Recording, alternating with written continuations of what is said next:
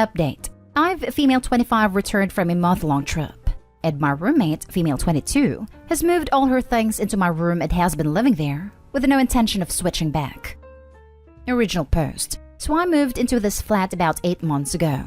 I met Lana online on her roommate's website and we clicked well. She's a bit younger but seemed mature. We quickly agreed to be roommates as both of us were under time constraints to find a place to live, but have got on really well so far, up until this. Our flat is a 2-bedroom, and to be frank, my room is clearly the better one. It's bigger and has built-in wardrobes. When looking for the flat, I found a place first on my own and put down a deposit to take it off the market while I found another roommate. The flat was perfect. Cheap rent and my aunt manages the property, so I was keen to snap it up before anyone else did. The area it's in is popular, so I wasn't really worried about not finding someone to room with. Because of the above and that I was there first, I took the bigger room naturally. When showing potential roommates, including Lana, round, I was sure to show the smaller room and say this would be your room. We moved in 8 months ago. It has been happy families. Never heard Lana complain about her room. Because I have about 6 times the wardrobe space that she does, I told her she's welcome to store her off-season clothes in there, or whatever she wants to store, as long as she's not popping in every morning to get dressed. She was happy with us. But just over a month ago, I went traveling. Now, I'm not the biggest fan of having people in my room, but I told Lana if she had someone stay, her sister's friends from home, they could sleep in my bed. She said thanks. Now she's been such a great roommate and rarely has guests except her boyfriend. I didn't worry at all. I came back yesterday. I was exhausted from the flight and traveling, and just wanted to shower and sleep. As I walked in, Lana was in the living room with her boyfriend. We said hello and hugged, had a very quick catch-up, blah blah. Then I dragged my suitcase to my room, opened the door, and found it full of stuff that was not mine. I kind of yelled, "What the hell?" and briefly thought I was so jet-lagged I was confused, but opened the door to Lana's room and saw all my stuff. I walked into the living room and asked Lana what was going on, and she said, "Oh, sorry, I forgot to mention. We put my stuff in your room just because it's bigger and you weren't here and you said I could use it." I was honestly so tired I could have passed out then, so I probably wasn't in the best state, and told her to move it all back immediately. She said they were in the middle of making dinner and I looked tired, so I should have some sleep. Her boyfriend then said, "And anyway, you pay the same rent, so isn't it fair that you both get a big room at some point?" I was getting really frustrated, and I could feel tears welling up, hysterical from lack of sleep. So I just said, "We'll deal with this tomorrow, and it's getting moved back." And then I went to sleep in not my room. I've woken up now, and I'm so pissed off. Lana's at work, so I can't talk to her. But what should I do when she's home? I feel like this is going to turn into an argument, and I don't think it'll be as simple as, "Okay, let's swap now that you're home." Now for the top comments before reading the first update. She moved your things out when you weren't there. You're off work now. Just swap things back straight away. Start with stripping the beds and changing the linen over. I wouldn't leave it till tomorrow. It normalizes the situation. If she comes home whilst you're in the middle of it, just keep going or ask her to help you. Her boyfriend should keep out of it. I assume he's lived there full-time over the last month and is seeing it as their flat now. Yep, this is my worry. I still paid rent for this month I was away, so I have every right to return to the same flat as I left. 3 separate points here. 1. They shouldn't have touched your stuff or moved rooms. Reverse that while they're at work. Just do it right now. Also, get a lock. 2. An even rent split with uneven rooms isn't fair. Even she has no room to complain because she knew that going in. If you want good relations going forward and to be the bigger person, perhaps decide what is a fair rent split and propose this to her when she gets back. 3. Boyfriend isn't supposed to live here and isn't paying anything. Does he now? Time to nip that in the bud. Move your stuff back. This isn't even a discussion. You found a place. You made it clear the smaller was her room. Put a lock on the door and say this isn't a discussion. It sucks she screwed herself over, but that's her problem, not yours. Edit. Also, if the boyfriend has been staying over all the time, nip that in the bud. You signed up for 1 housemate, not 2. If he cares so much, he can go rent a place with her. Be upfront and tell her in the future she needs to A. Ask because you didn't give her permission to your room, and B. If she wasn't happy with the deal, she should have said something or not rented a place. Not this weird passive-aggressive show of dominance. I plan on having a calm discussion with her, and her alone. If she fights me on moving the room back, I'll do it while she's at work and put a big lock on the door. I don't want to do it this way, but she's been so sneaky and passive about this that I'm not putting up with it. The boyfriend generally isn't around too much as mine is at least. It's never bothered me before, but I think he's just finished uni, so it's probably been here a lot since he left school. She's been a dream to live with up until now, which is why I'm leaning towards this being the boyfriend. I'm going to talk to her about it and hopefully resolve it, but this matter isn't flying with me. Just do it. Just move your stuff back. ASAP. She's already convinced that her getting the big room is fair because you both pay the same amount, and you're not talking her out of it anytime soon. So move your stuff and put the lock before she comes back, and before she's the one that puts the lock. This is simple. You don't need to have a discussion with her. While she's at work, move your stuff back to your room. Take her off-season clothes out of your closet and install a lock. If she had an issue about the price she's paying or the size of her room, she should have negotiated that during the contract signing. Also, do not allow a third party, her boyfriend, who does not live there, dictate or comment about anything to do with that apartment. To be honest, your roommate sounds like a crappy person and opportunist under that niceness. Anyone who would move all of someone's stuff out of their room is not nice. Edit. I've taken the advice of most people on this thread and moved my stuff back. It's taken hours and I'm knackered, but I think if I left it another night it would be a real problem. I sent her a text when I was almost done, in case she kicked up a storm and came home, to say, "Hi Lana, hope you're having a nice day at work. Just to let you know I'm moving my stuff back into my room. Didn't want you coming home and walking into the wrong one. Yes, I'm petty. I'll be talking to her when she gets in because this is out of character for her, to the point of it being bizarre. She's never been anything but a model roommate, so I'm gonna give her a chance before we're donezo. If she wants to be reasonable and have a chat about rent portions, I'm happy to do that.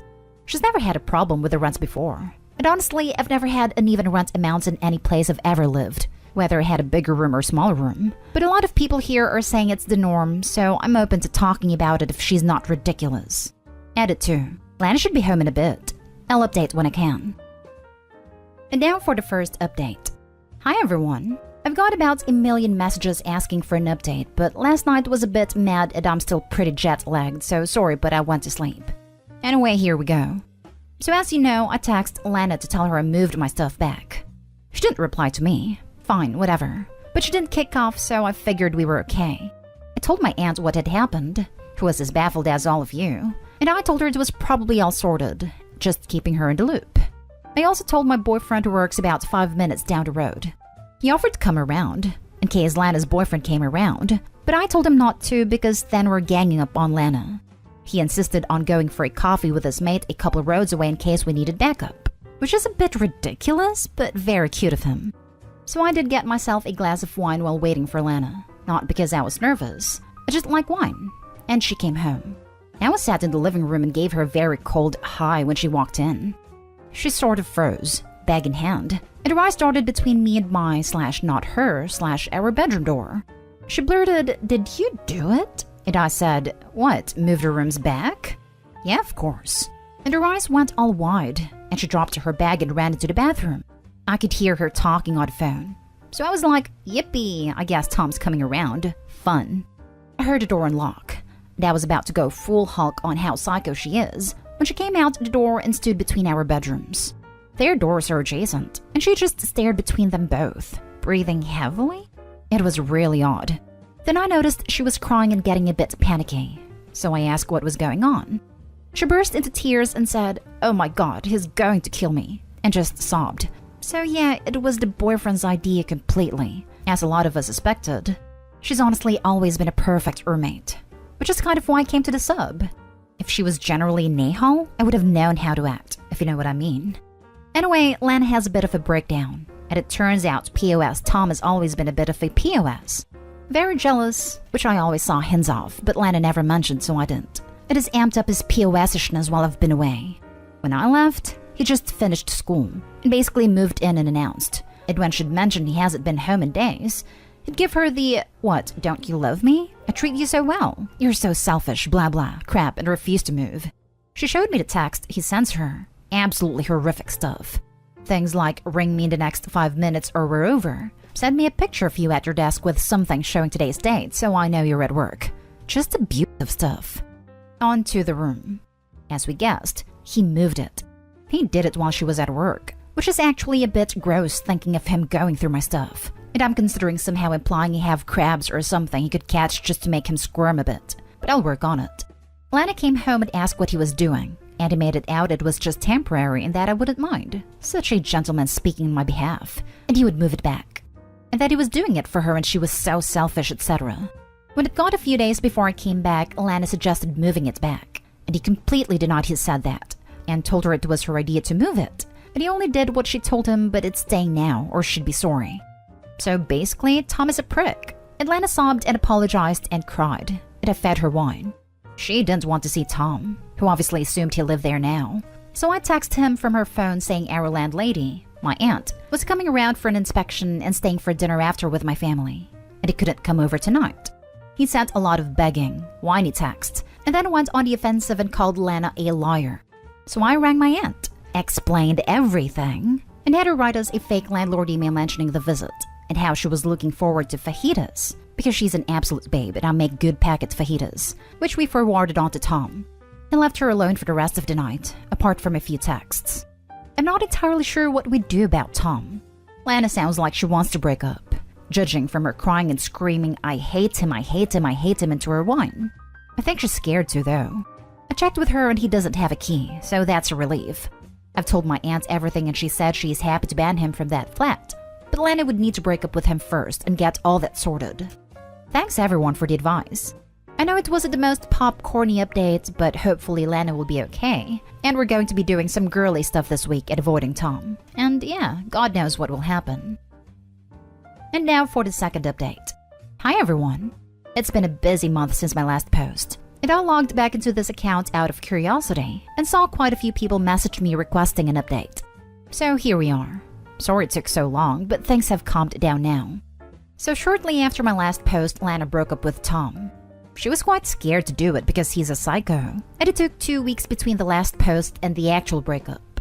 During that time, she didn't let him come around or see her. Luckily, she remembered that Tom had never had chickenpox as a kid, so we pretended my nephew had caught chickenpox and had to stay with us because my brother's wife had never had it and couldn't risk getting shingles. It worked luckily, and he stayed away. She told her family and close friends about what it'd been like, in case he contacted them to get in touch with her and lied about what happened, and then texted him saying she wanted to break up. Well, he blew the hell up. Called her every name under the sun, switched back to apologizing and saying she was the love of his life, then said she'd never find someone like him, then he would die without her, then he wanted to end her, and then they were soulmates.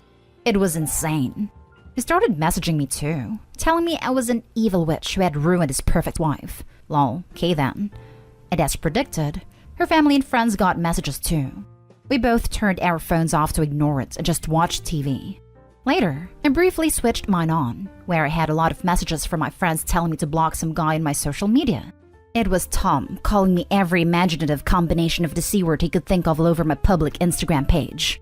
There were even a few racial slurs, which was odd because we're both white, but okay.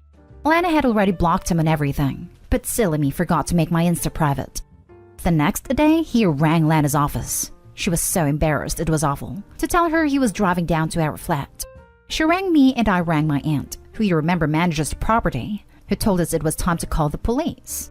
We filed a report about Tom. They said to update us on the situation. In the UK, you need to go to court to actually get a restraining order, so we have it as such. But the evidence is all there and documented if we need to go that far. The police rang Tom, at our request, told him they'd seen the messages and to turn his car around, because if he turned up at our door, he'd be arrested. Police officers here are amazing, can I just say. Tom managed to poop himself hard enough to not show up after that. So we were fine for a week. Then the post came. Tom started sending letters, threats and soppy I love you stuff, flowers, then a pizza that we had to pay for. We were actually hungry, so we ate it. He even signed us up to a magazine subscription. It was bizarre. We went to the police again. They filed everything, but Lana didn't want to go to court. I don't blame her as she was incredibly stressed by the whole thing. So 2 weeks ago, I took my aunt and my mother out to dinner. I told them both about the situation, and my god, as if an aunt had an idea. She manages about 30 properties, not just the one we live at, as I had a few that were unoccupied now, with school finishing. She told me she would show us around all the 2 bedrooms she had, and we could live in any of them for the same rents we pay now, and just transfer over our deposit/fees as long as there were no damages to deduct and we helped do a deep clean to get it ready for the next tenant. We found one within a 5-minute drive that's just as lovely, and to anyone concerned about the previous rent dispute, has equal-sized bedrooms. So we moved, which is why the last 2 weeks have been manic, but we're settled in now. Tom has been informed that we've moved, because the stuff he sent since has been returned. Lan and I are completely no contact with him, and anyone who visits us is sure not to pass on our address to Tom. Also, I apologized to Lan about the issue with paying the same amounts of rent. She said she never had a problem with it, and said that that's how she had always done it through uni and with other roommates. She refused to take any money from me, but I've decided I will be funding the weekly flat wine sessions for the future. It's been a long month, and even though my traveling tan has faded, things are great now. Thanks for all your advice before, guys, even the ones I didn't agree with, and let's all pray to baby Jesus that I have a calmer living situation from now on. Wow, what a fantastic outcome for everyone involved. I mean, obviously trauma from Tom's idiocy and harassment, but now that nitwit is on police notice, you and Lana have a nice new flat with equal footing. And it sounds like you've formed a real bond over this, whereas your previous post was typical roommate entitlement issues combined with a crap boyfriend. It both escalated and got better. Much luck to you and Lana living in the future. You've been a great friend to her. Your aunt definitely deserves some good wine sessions too. We're taking my aunt out for dinner next month. This update was so satisfying to read. You guys did great. I cracked up when I read a magazine subscriptions part. Dude was a loon. You were a really good egg in this situation. I'm glad it's turned out for the best. Thank you. I'm so happy it's all calmed down now.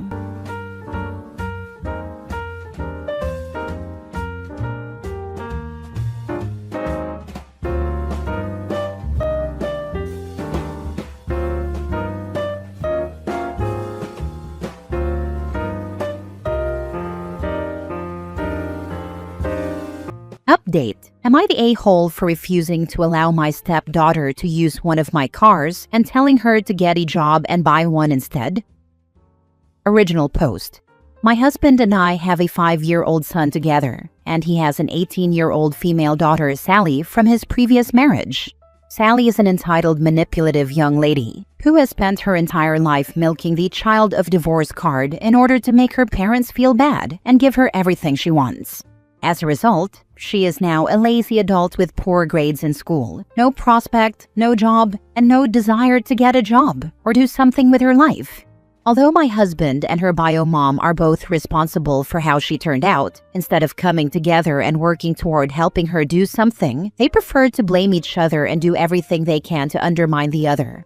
For example, if my husband punishes Sally by not giving her spending money, her mom will immediately throw money at her. If her mom takes her car away as a punishment, my husband will immediately give her his car to use. It's a very strange dynamic they have, and very different from what he has with me.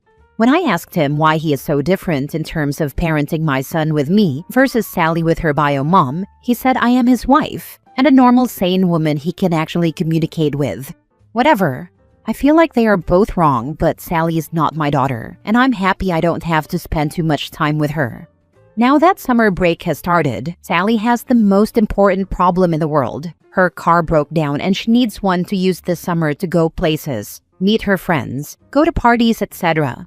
Her mom is not willing to give her car because she needs it for work. My husband needs his car to go to work, and neither of them is willing to buy her a new one. So Sally, the genius, found the perfect solution and asked me to give her one of my cars.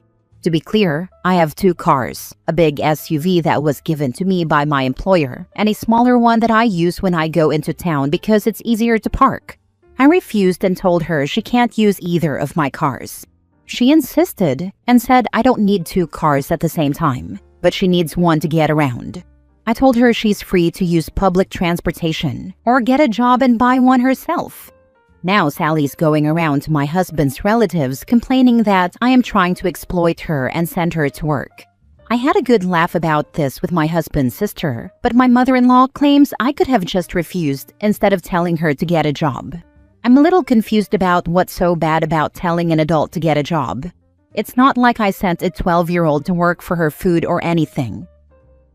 Now for the top comments before reading the update. Not the a-hole. Hide your keys. Also, make it clear to all that you will call in the police if a car goes missing, and you will tell them who took it. This OP because from what you've described, Sally wouldn't think twice about borrowing one of your cars. And if the SUV is a nicer vehicle, that is what she'll likely take, especially as her friends will all fit. Make it clear to both her and your husband that if either vehicle is ever missing, you will report it stolen to police and will follow through on pressing charges.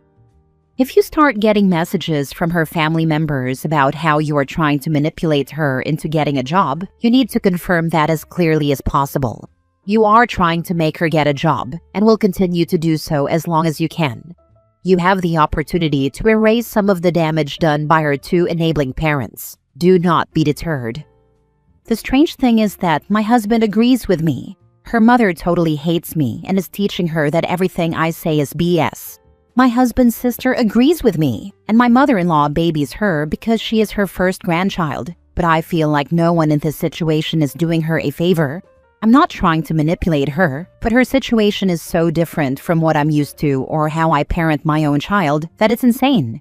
Like, how can it be so horrible to teach an adult responsibility? To want to give her direction in life? I don't know what they expect to do with her, honestly. They can't support her for the rest of her life, and it's sad because she is a capable, healthy adult. Even people with disabilities work and want to do something with their lives, so she has no excuse. Now for the update. Hello again. Thank you for all the feedback you provided on my previous post. I really appreciate that you spent your time giving me some ideas. The majority of you advised me to hide my car keys, because Sally would most likely try to steal one of my cars when I am not home. You are not far from the truth because she oftentimes does this with her mother's car, meaning she will take the car when her mom is not home without asking if she needs it later or asking for permission. So your advice makes a lot of sense. However, I refuse to do such a thing in my own home. I believe that if I end up in a position where I have to hide my things in my own house, we'll have a bigger problem that needs to be solved. Also, where does this stop? Today I have to hide my car keys, later my money, then my purse. This is not the kind of life I want to have, and it never happened to me as a teenager and young adult. When I used to live with my parents, I knew where everything was. Car keys, money, documents, jewelry, etc. And I never took anything without asking. So, after reading a certain comment, thank you by the way, I had a good laugh. I decided to follow their advice but in a less dramatic way. I sat my husband and his daughter down to have a chat. I made it clear in front of my husband that Sally insisted on using one of my cars and I do not agree with it. Then I told Sally that I know she sometimes takes her mother's car without asking and warned her not to dare do something like that with my cars when I am not home, because if she does, I will call the police and report the car stolen.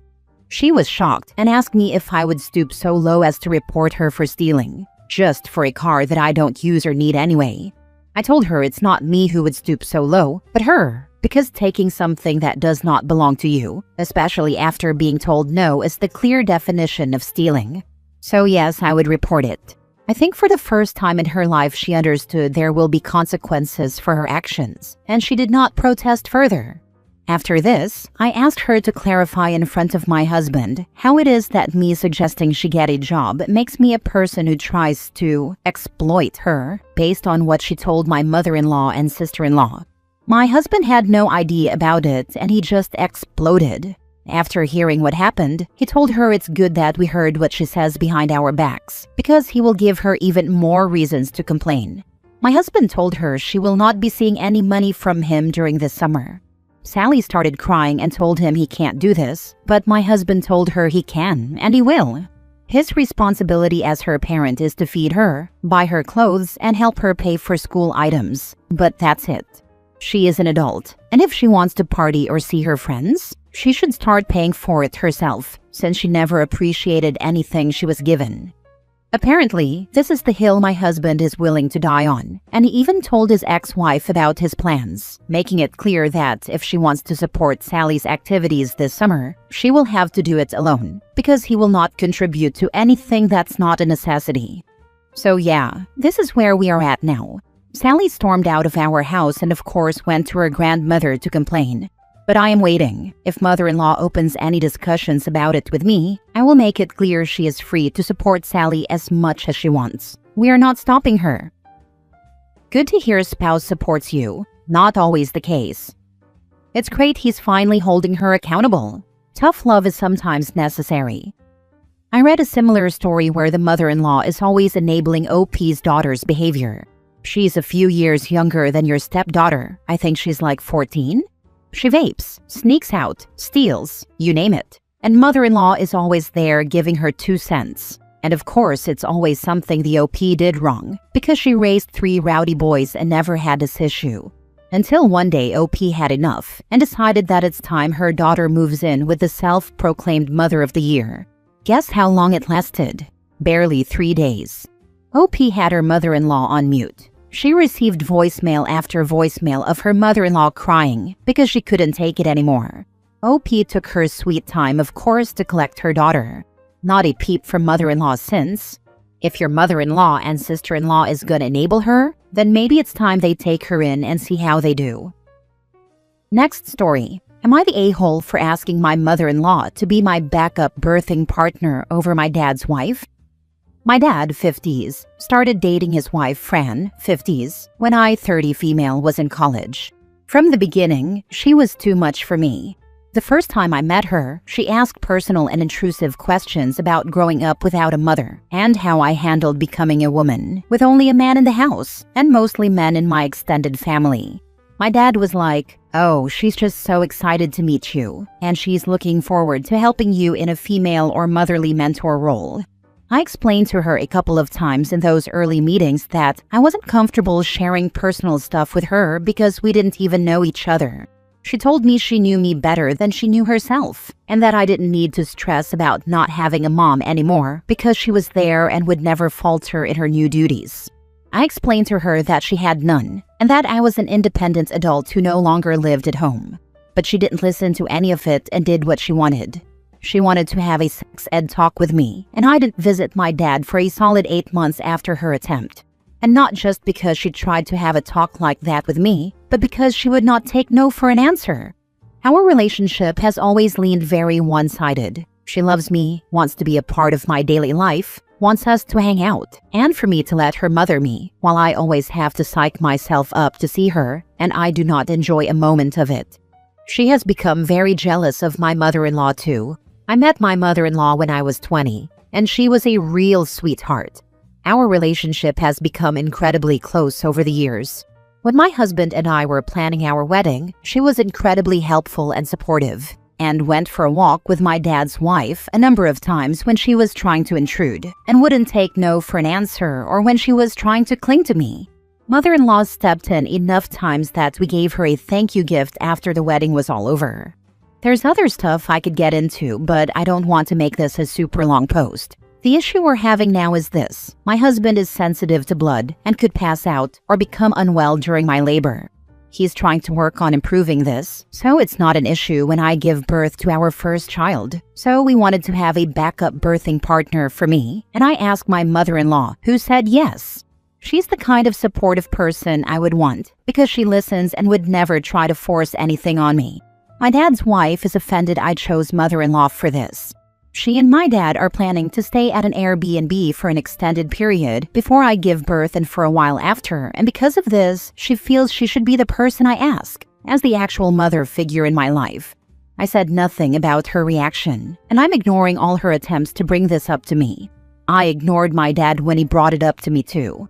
All I know is they still plan to come, and she's possibly going to attempt some in-person pushing of the topic, and probably expect some kind of apology.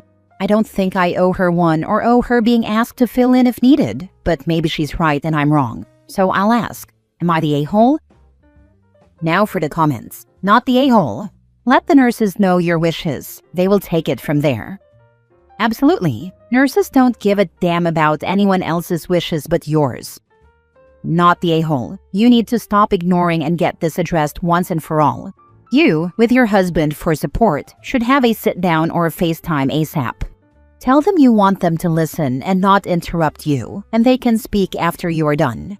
Lay it out. It may be harsh, but ignoring them is just letting her delusions continue. Dad, I am happy that you have found someone to make your life more full. Understand that Fran is your wife, and only your wife. I am respectful of that and will always be respectful to her, as long as I receive the same courtesy. You have failed me by not correcting Fran's intrusive behavior, and we will no longer tolerate it. You need to do better if you want to remain fully in mine and my family's lives. If not, we may need to limit our interactions. Fran, I appreciate that you make my father happy. You are only my father's wife and will only ever be his wife. You are not a mother figure, and I will never see you as that. Your continued intrusive behavior has made me want to avoid my own father. Before the resentment grows to unbearable levels, you need to step back and understand your role as my father's wife only. You may or may not want to bring in your expected relationship level with your child. You will not be a grandma, or she may. Your call. I am sorry you are going through this, but you have to be strong now, or they are going to stomp all over you when you are postpartum and beyond. Congratulations on the coming of your new child. I hope it goes easy with whomever is your support. I was honestly planning to wait a while before seeing them anyway, since I know nothing I say will sink in. The only way to really ensure that kind of peace is to go no contact, and I'm not ready for that with my dad yet. That might be a point I reach, but it's less stressful for me to ignore and not see them until I'm ready. Last story. Am I the a-hole for punching my mom's boyfriend after he shoved my dog off the couch so aggressively it landed awkwardly on the floor, whimpered in pain, and couldn't stand on its leg afterwards? My mom's boyfriend, male 40s, does not like dogs. He doesn't have a phobia or anything. He just does not like them, and has said so himself. He came over and him and my mom were sitting next to each other watching TV while I, 19 male, was on the other couch just playing on my phone.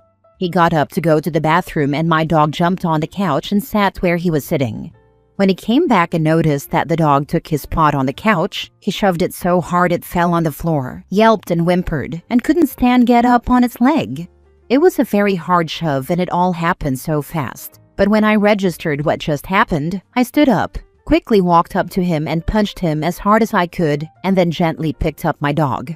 My mom yelled at me asking me what's wrong with me, while her boyfriend got all up in my face swearing at me and threatening to beat me up. But my mom got in between us.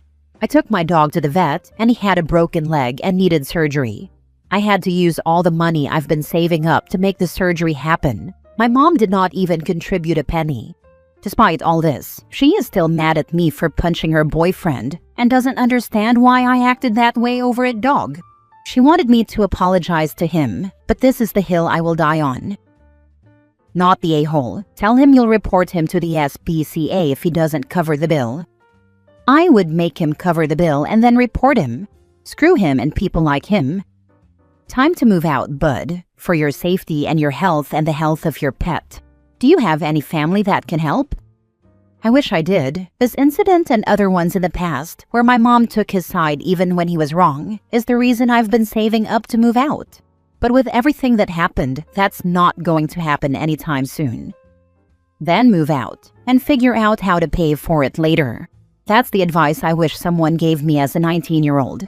I'm giving it to you now. When your mom finally gets around to calling, don't answer.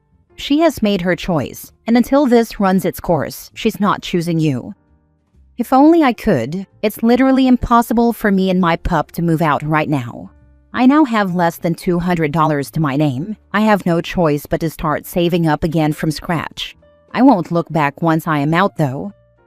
Not the a-hole. Pets are family. I would sue him and call the cops. I don't play with animal abuse. She needs to apologize to you or ties would be cut off. True, and right now my dog is more family than my mom is, with the way she has been acting. I thought about that, but I assaulted him. And also suing would probably require money that I don't have. It could be considered self-defense if you got up and hit him in the face, because you thought he was going to continue to hurt your dog, so you just acted on instinct to protect your dog.